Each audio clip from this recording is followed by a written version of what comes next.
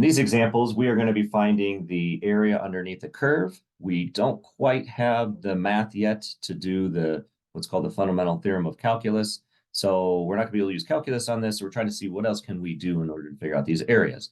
So we're going to graph them, and they're going to create some geometric kinds of shapes that we can go ahead and do the math on it, right? So, but we got to figure out what's the shape of this thing.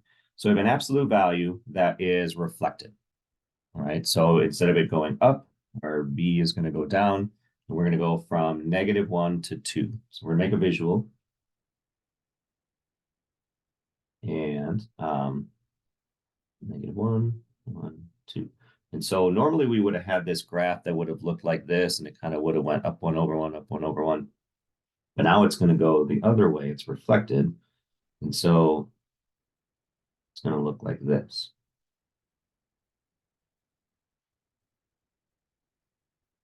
All right, so there's our graph. And we're trying to find the area under the curve from here and here. So we have this little section that we got to find the area. We have this little section we have to find the area, and then we're going to add them together. And they're both going to be negative areas. So this is a 1 by 1. So we're finding a triangle that is 1/2 base times height. And so that is going to turn out to be half. And then this section right here is going to be, I'm going to tack the negative on it because it is below the x-axis. And this is a 2 by 2. So 1/2 base times height. So half of 4, it's going to be a 2. And again, it's below, so I'm going to tack the negative onto it. So our overall area on this is a -1/2 plus a -2, equaling -2 1/2. All right, now this one's a little more complicated. So we need to try to figure out what shape do we have going on, because this looks kind of complicated, it looks messy.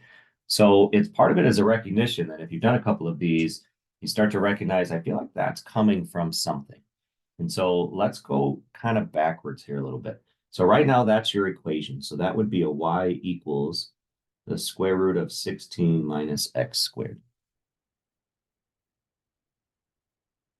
Right? And so if I want to kind of make this something that maybe looks a little more familiar, let's get rid of the square root. So we would square both sides.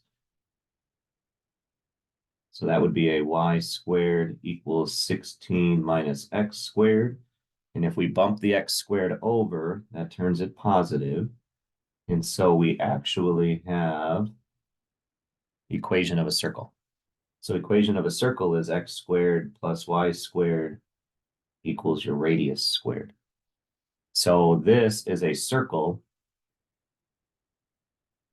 with a radius of 4. So that very much helps me to figure out what my graph looks like. And it's a positive square root, so it's the top half of this circle. So it's going to go 4 in every direction.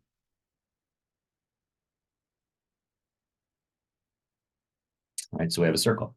And so we are going from -4 to 0. We're going to find the area of this section right here. So that section is, we had a semicircle, so it was half of a circle, but now we're only taking this section, so we're talking about a quarter of the circle. So our area is 1/4 of the area of a circle.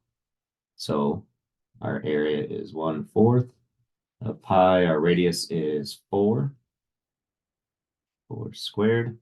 So we're looking at a 1/4 of 16 pi, which turns out to be 4 pi. So our area under the curve, without using calculus, is going to be 4 pi. Now that's only, this idea is only going to get us so far. We've had linears, we've had an absolute value, we've had a circle, we've had things that we can create geometric shapes to them. Rectangles, triangles, circles, but very few equations lend us to that.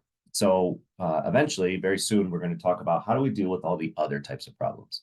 What are ones that we don't have geometric shapes to it? And that's going to be the fundamental theorem of calculus. And we're going to show how to work through the math on this to actually do define the area that we can't create a geometric shape to.